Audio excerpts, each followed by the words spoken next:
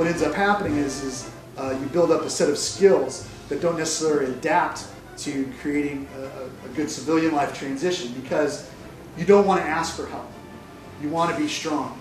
And so it takes sometimes like chipping away at that armor. You know, you got to find them, you got to talk to them.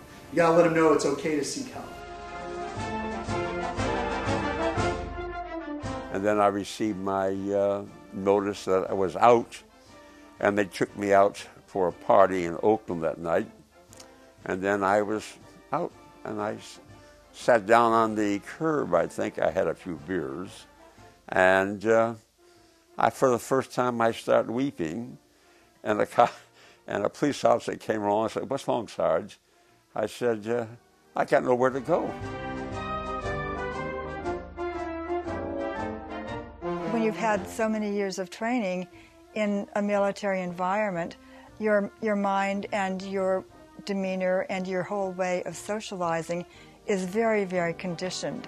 And when you go into the civilian world, you have to put that conditioning aside. And it's not that easy. It's not like just taking off a coat, because you've internalized that. That's become part of who you are. That's become your identity. So it's really a challenge changing your identity. And I think that's one of the most challenging parts about it. It's a process. It doesn't happen overnight.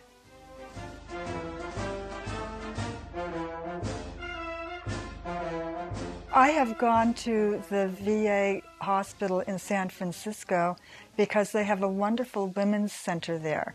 And it's a part of the hospital which focuses on servicing women vets and also women dependents of military people.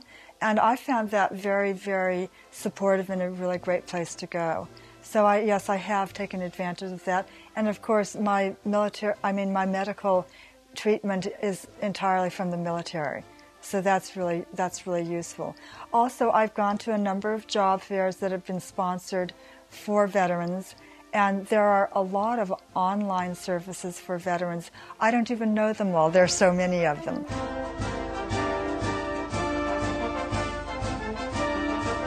Interestingly, when I was on active duty, and sometimes I would be in uniform going home or so forth, sometimes people would react to my uniform.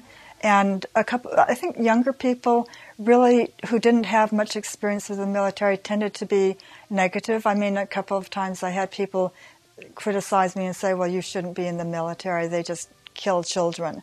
And these were young people who clearly hadn't understood the challenges of World War II, for example, and what the sacrifices really were. There were huge sacrifices.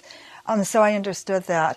I think mainly what I do feel is most people just don't really know what to ask. You know, when I tell people that I was in the military or that I'm a veteran, most people they just don't have any questions because, again, we've been about, I guess, 2 generations since the draft was ended. The draft was ended, I think, back in the 70s.